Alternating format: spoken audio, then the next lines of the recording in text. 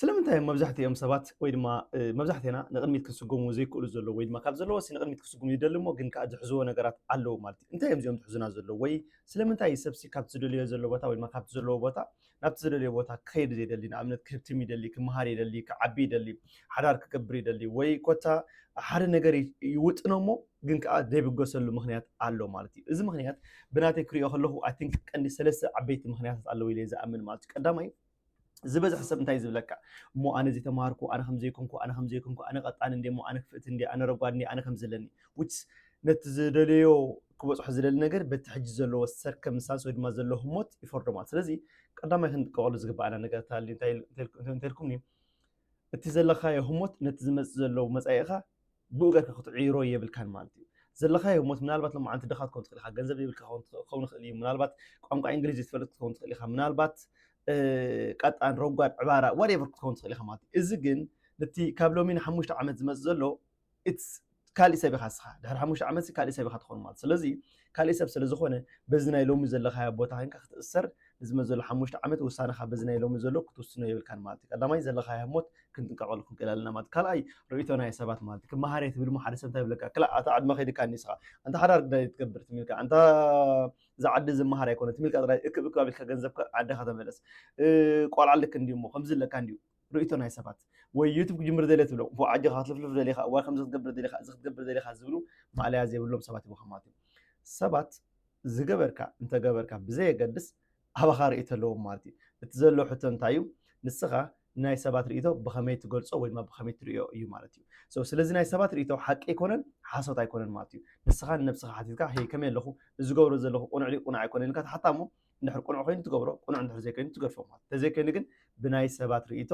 ንድሕሪት ገጽካ ክትምለስ የብልካን ቢዝነስ ትከፍት ዘሊኻ ጀስ ጎ ሄደን ጀምሮ ጥራይ እንታይ እዚ ክብል ከለኹ ግን ፀማማ ካይዳ ከይድ ምባል ኣይክንኩን ዱ ዳሊጀንት ናትካ ወይ ድማ እቲ መጽናዕቲ ክትገብረሉ ዘለካ ብዛዕባ ትምህርትኻ ብዛዕባ ቢዝነስ ብዛዕባ ሓዳር ብዛዕባ ዝኾነ ነገር ትጅምሮ ነገር ብዛዕባኡ መጽናዕቲ ክትገብር ግን ናትካ ሓላፍነት እዩ ማለት ከምኡውን ካብ ሜንተር ትብሎ ሰብ ወይ ድማ ካብ መፅሓፍ ኣንባቢ ኣንቢብካ ወይ ካብ ካልእ ኢንፎርሜሽን ወይ ኮርስ ወሲድካ ኸ ነቲ ዝደለኻዮ ነገር ውሳነ ንክትበፅሕ ወይ ድማ ንክትቅፅሎ ክሕግዘካ ክእል ማለት እዩ ሳልሳይ ናይ መወዳእታ ባይ ዘ ወይ እዚ ሓደ the worst enemy ሒዝዎ ዘሎ ንሰባት ካብቲ ዘለኹሞ ቦታ ናብ ቅድሚት ንኸይሰጉመካ ወይ ድማ ንኸይሰጉመና ሒዝና ዘሎ እዚ ዝዓበየ ነገር ማለት እዩ እንታይ ምስ ትብሉኒ ሕሉፍና ማለት እዩ ኣነ እኳ ኣይተምሃርኩን ማእከለ ኢኖ ማእከለ ዝሓለፍክዎ ቦታ እሞ ዝመፅኽዎ ናይ እስራኤል መገዲ ንሕና እኮ ዕድመና ከምዚ ኸይዱ እኳ እዩ እሞ ንሕና እኮ ከምዚ ኸይድና ኢና ብኩናት ዶ ከምዚ ኸይድና የስ ይርዳእኒ እዩ ኩሉ መፂና ኢና ንኽእል ግን ሕሉፍካ ክሳብ ሎማዓንቲ ኣብፅሒካ ኣሎ ንስኻ ኣይኮነን ዶ ናይ ቅድሚ 10 ዓመት ዝነበርካ ሰብ ናይ ትማል ሰብ ኣይኮንካን ጽባሕ ሓዳሽ መዓልቲ እያ ስለዚ ብሕሉፍካ ክትእሰር ዘይኮነ ዘለካ ሕሉፍካ ከም ታሪክ ወሲድካ ኣብነት ንውሰድ ማኪና ክትዝውር ከለኻ ክንደይ ግዜ ንኣብነት ኣብ ማኪና ክትዝውር ከለናሲ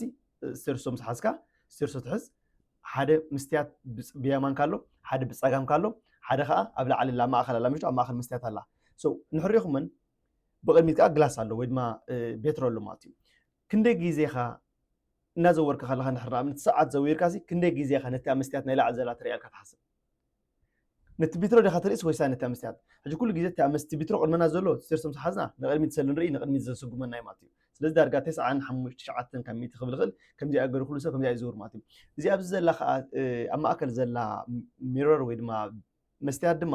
ንናይ ድሕሪት ተርእየና ማለት እዩ ሕጂ ክዝውር ከለኻ መቸም ከምዚ ናርኣኻ ንዓይ ትኸድኒ ኢኻ ምክንያቱ ንድሕሪት ናርኣኻ ኢኻ ክንከን ትኸይድ እንታይ ዳ ንዓ ሓንሳብ ርእይቶ ብላ ንቅድሚት ትኸይድ ሓንሳብ ርእይቶ ብላ ንቅድሚት ትኸይድ ማለት ስለዚ ሕሉፍና ከዓ ልክዕ ተመሳሳሊ ግዜ ንእሽተይ መምሃሪ ቅጭላ ቢልና ሓንሳብ ርእይና መምሃሪ ንቅድሚት ንሰጎም ዳ እምበር ክስጉም ዳ እምበር እንድሕር ኩሉ ህይወትካ እንድሕር ናብቲ መስትያት እንድሕር ርኢኻ ታትከውን ኢኻ ትጋጮኻ ማለት እዩ ልክዕ ኩሉ ነገራት ብሰንኪ ናብ ሕሉፍካ ኣነ እኮ ከም ዘጋጠመኒ ቆልዓይ ከም ዝኾነ ወደይ ከም ዝኾነ ሓዳረይ ከም ዝኾነ ናብራይ ከም ዝኾነ ትምህርቲ ሰለጠንን ስድራይ ዝገበሩኒ ኣብ ዓደይ ዘጓነፈኒ የስ ከጋጥመካ ይኽእል እዩ እስኻ ፍሉይ ሰብ ኣይኮንካ ኩሉ ሰብ ዘጋጥሞ ነገር እዩ ምናልባት ናትካ ዝኸበደ ክኸውን ይኽእል እዩ ግን ኩሉ ሰብ ዘጋጥሞ ነገር እዩ ስለዚ ብሕሉፍካ ክትእሰርካ ኣዝዩ ኣዝዩ ሓደገኛ ማለት ስለዚ ብሕሉፍና